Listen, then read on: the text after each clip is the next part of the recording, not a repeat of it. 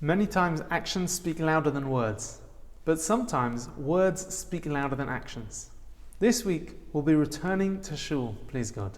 We're very, very excited to be opening our doors once again, but we also understand that many people are not going to be coming.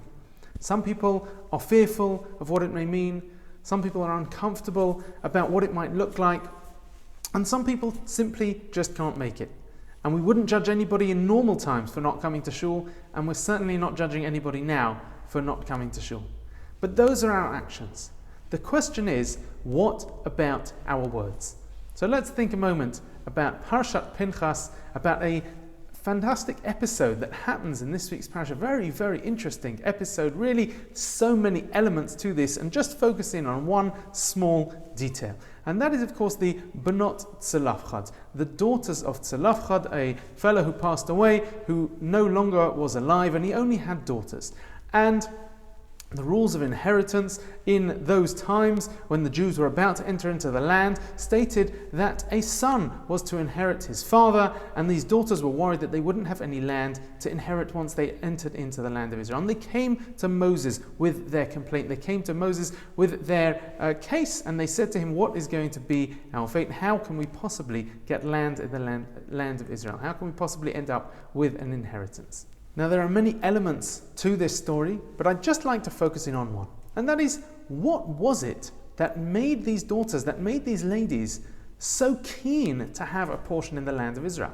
What was it that made them so intensely desire the land of Israel that they would come to the leader of the people with a complaint and say, we want to be able to be a part of this. We want to be a part of the land. They hadn't even seen the land of Israel yet. They hadn't gone there. What was it that made them desire to be a part of that destiny of the Jewish people so much? And the answer actually comes in some hints that the Torah throws out to us in terms of their lineage.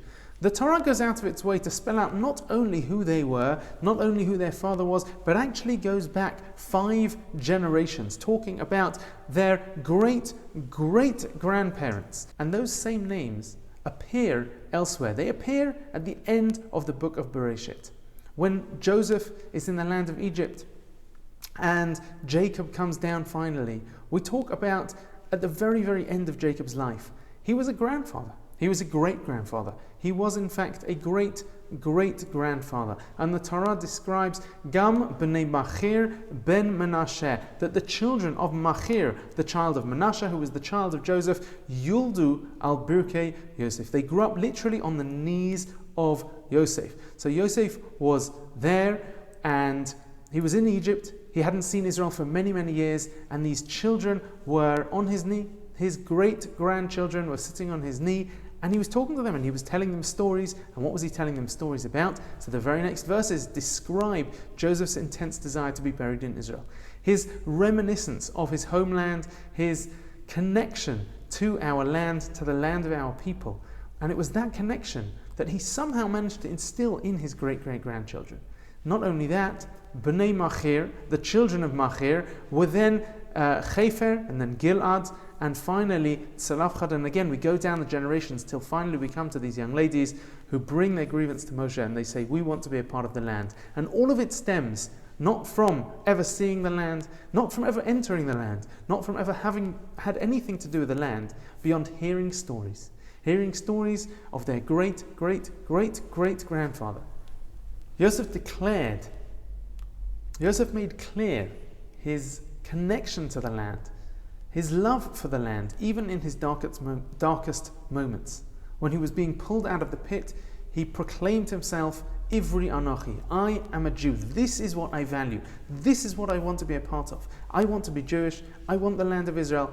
I want these connections, even though I can't be there, even though I'm not able to be there, even though now my brothers have shunned me and I've been thrown away. I still want that. That is my desire. And that desire, that speech, the way he would talk to his grandchildren, the stories he would tell, is what ultimately made an impact on them, to the extent that generations later, these ladies, his great-great-great-granddaughters, wanted to be a part of that story, wanted to be a part of the land of Israel. When we're not coming to Shul, and even more so when we are coming to Shul, What are the words that we use? How do we refer to this challenge at the moment? Are our grandchildren and our children hearing us talking about our desire to go back and simply we're not able to? Or do we seem relieved? It's great that we're not able to go. Oh, thank God I don't have to go anymore. Even when we're coming back, do we talk about the challenge? Do we talk about how difficult it was? Do we talk about how different it was, how much it wasn't really what I wanted? Or are we talking about how excited we are to be back? Are we talking about how special it is to finally be back within these walls, be back as a community, a step in the right direction? We're certainly not there yet. We're doing it very, very carefully, and we're doing it bit by bit. But are we speaking in a way which shows our desire? Are we speaking in a way which conveys the message to all those around us, and most importantly to ourselves, that this is what we want? That when we get the opportunity to come back in the fullest sense, that when we get the opportunity to come back in full safety with everything back to normal, will we run? Will we want to do it? And will we do it with excitement and enthusiasm? As I said, sometimes our actions speak louder than our words, and sometimes our words speak louder than our actions. In this case, our words and what we say can be heard and can be felt for generations afterwards. Shabbat Shalom.